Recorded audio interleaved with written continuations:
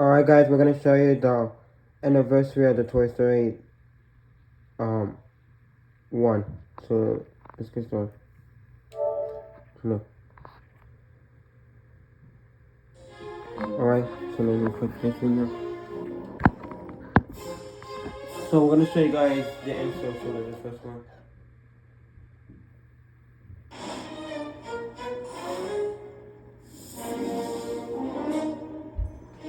Alright guys, so the first one. We all remember Andy as the cute little 10-year-old boy from Toy Story and Toy Story 2.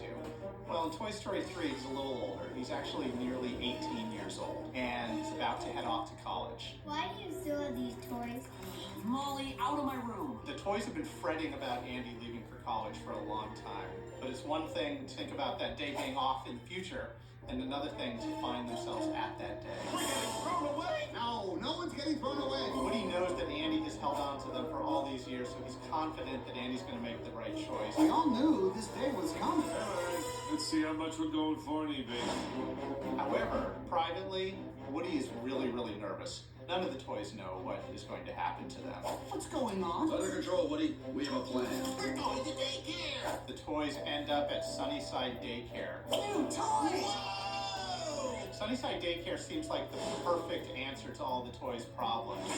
I'm gonna get played with! Unfortunately, they find themselves put into a classroom with the youngest of the kids.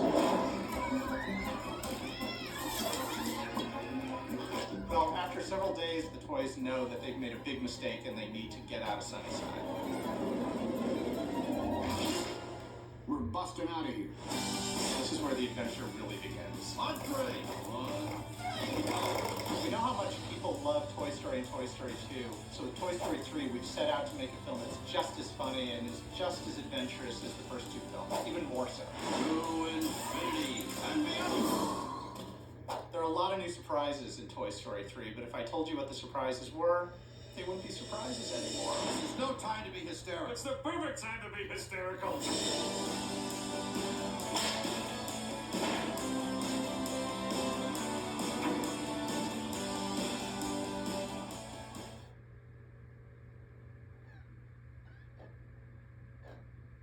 Alright guys, let's take a look at Toy Story.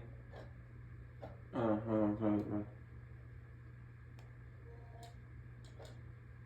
We're not gonna show you this guys. Let's go back here. No. Oh my god guys, my bad.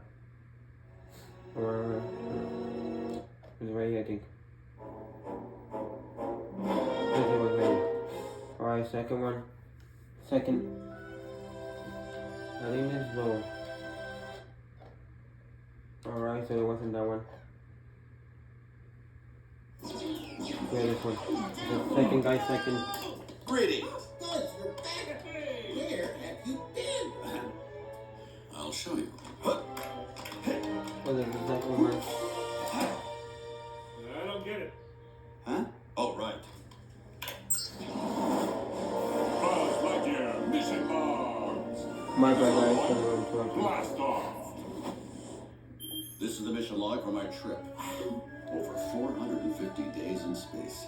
That's longer than any astronaut or cosmonaut has spent in space on a single mission. Ever. Oh. Yay! It's the space shuttle! Precisely, Rex.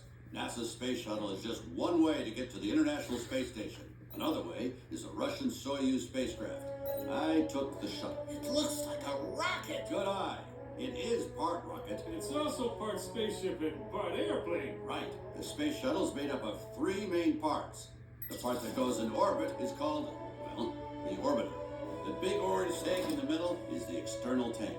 For liftoff, we need these white rockets called solid rocket boosters. 10, 9, 8, go from 8 engine start. 7, 6, make engine ignition. 4, 3, 2, 1, 0, and liftoff of Discovery.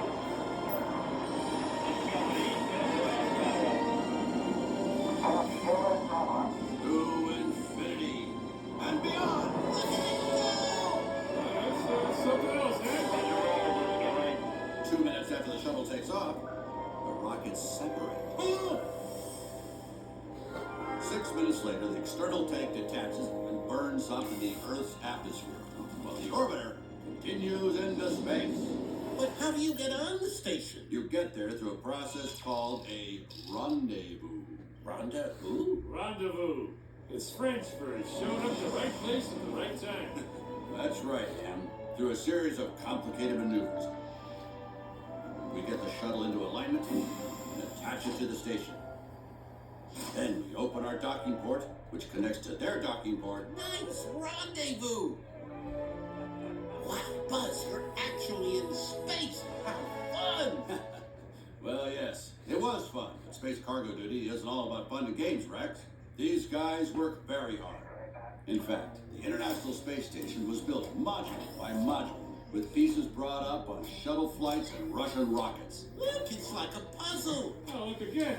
Those pieces are the size of a school bus. Each module is designed for a different purpose. Some modules are for basic living, some are for experiments.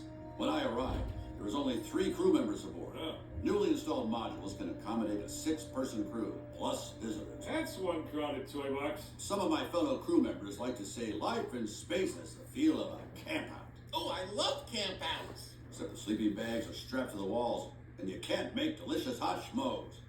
That's s'mores, Buzz. All right. If you want to know more, you can visit this NASA website.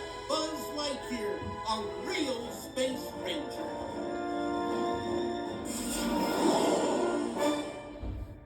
Alright guys, we're gonna take a look at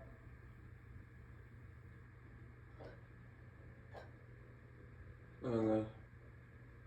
Here we go. Now we're gonna be on the third one. Now we're on the third one, guys.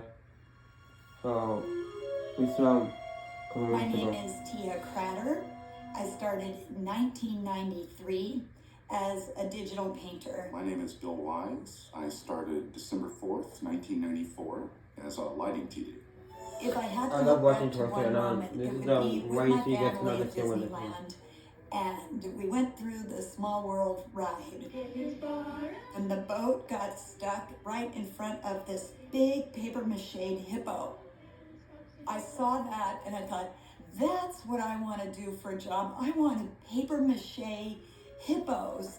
I was really into Star Trek as a child, and this book came out called The Making of Star Trek. You know, inside they had like blueprints, but they also had a lot of photos of behind the scenes. You know, you'd think that that would puncture the illusion, suspension of disbelief, but I was fascinated by that. It's like, oh, that's how they actually do it. What's kind of funny is that even though I don't paper mache hippos, I've come around pretty close. So now I am a shader art director at Pixar, getting to figure out the surfaces of characters and objects in a film. My name is Sharon Callahan. I came to Pixar in 1994 during the production of Toy Story as an animation scientist or lighting artist or whatever you want to call it. My name is Ralph Eggleston. I've done production design and art direction and directed a short film. You know, everything you do in your life feeds into what you're ultimately going to end up doing in some way, some small way. During the summer, sometimes a friend and I would make little short live action films, zombie films. You want to go with me to the mailbox? Did you shower? So to skip ahead to high school, my parents bought a Super Why 8 don't you camera. shower? And I would make little You're wearing the animation same films clothes. and hand-drawn little films, and that got me into California Institute of the Arts, studying animation, where I met lots of people. The first What are you talking about? class that I had in art school was the composition and color class. And the instructor was awesome. She basically drilled into us all of the principles of composition and color that I have running Sorry, through guys, my my head bad. all the time now. Every time I look at an image, Sorry, guys, my how bad. Someone colors was are telling always me to relative ask, to each other, value is relative to each other. Composition is really only choosing where to put things. It's how you want the audience to feel about something. My first real job in the industry, believe it or not, You guys was remember, Brad you guys Bird. can enjoy He gave what's me the going on. opportunity to work on a film he was working on called Family Dog. It I was think that just was a job where I someone. met everybody that I've Don't worry worked with about ever it. since. You know, one of those group of people led me to the next job, or to the next job, or to the next job. When I started, I had a business card that said Tia Cratter, Imperfectionist, because it was my job to mess up everything that was created so perfectly in our films. My first week here, it was almost like, okay, were you really expecting me? Because I didn't know where I was going to sit. I didn't have a desk. It took till Wednesday until I had a computer, and I had to get my first shot done by Friday. You know, what I remember more than anything is the thrill of the challenges, and that I think that to really do well in this business, you have to get excited about things that seem like that they're going to be impossible. There was a scene in Sid's room where he burns a hole onto Woody's head. I mean, let's remember, this was 1994, 1995. There were a lot of things that were still hard for us to do. Magnification and refraction, and I mean, we didn't have a ray tracer back then. Should I talk about ray tracers? Is that too techy? You know, we can do so many more complex things now. Hair, simulated cloth, whatever, but you know, there's always hacks. With every film, it's the same challenge, really. It is, how do you get it on the screen? But it's also the most exciting part. I burned her head the other day for my... Did you really? Yeah. It's so collaborative here that you just can't take credit for doing one thing. It takes a bunch of people. It's a little bit like herding cats, and what you're trying to do is get everybody to kind of go in the same direction, but you know, still have their independence and still be able to contribute something on their own, but you're trying to get them to all, okay, this is the movie that we're making. From an art department and a production designer point of view, providing inspiration to all of the crew that follows, and then letting them kind of plus it and take it to another level, offer other ideas that support this basic idea. I'm understanding what they're saying, guys. You have to understand too, guys, from the end, so we can understand why they make Toy Story. Animation effects and everything is done. It really is just this magical new thing. You guys understand, because if they tell you guys anything, then it was an interesting how they made make Toy Story. It was like interesting. So now we have 4. They're gonna show us how they made with like. In 1993, John Lasseter was the director of Toy Story, and he drove the most humble, utilitarian car possible. The thing that amazed me was not that, you know, oh, he was such a nice guy or he was so open. It was the death box car the guy drove. Yeah, the seats were so blown out, he had t-shirts pulled down over the back. Outside, it was kind of like all, you know, oxidized. There's no wax in that car ever again. It's like, come on, dude. You must be making decent money. It's like, for the rest of us, at least, buy a decent car so we can, you know, live vicariously through you. You know, then, of course, Toy Story comes out. It's a huge success, and Steve Jobs went to John and said, John, this is not that safe. I can't have the head of my company creatively driving around in a car that has, like, 500,000 miles on it. So in my memory, what happened is Steve just bought John a black Volvo, the safest car possible. Somebody should have made a coffee table out of that car. There's a lot of John in that car.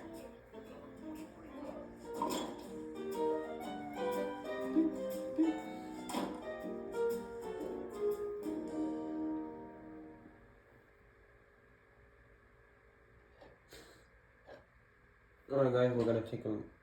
Alright, we're gonna take a look. Alright, we're number 6. No, actually number 5. Halloween number Matters 5. at Pixar. Sorry, my bad guys, number 5. People go number 5. crazy. It's just so funny to see time and time again what people come up with.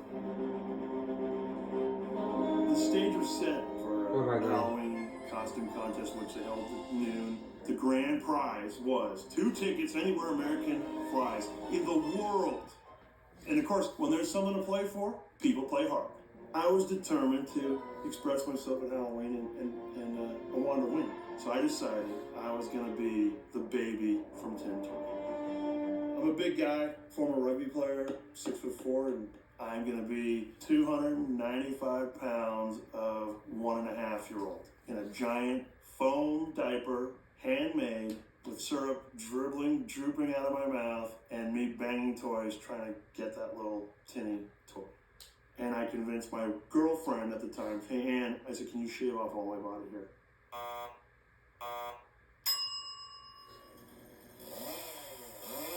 The giant baby was a little more than people probably want to see of me. When I came out on stage and crawled around on all fours, the shrill happiness, but yet also kind of shock and disgust was overwhelming. It was great. And I did win. I ended up going to Vegas for my honeymoon for a weekend with my newly wedded wife who took a chance on me after shaving off all my body hair.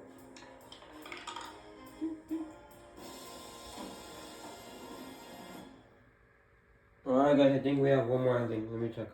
I think we have one more. Yeah, we got it.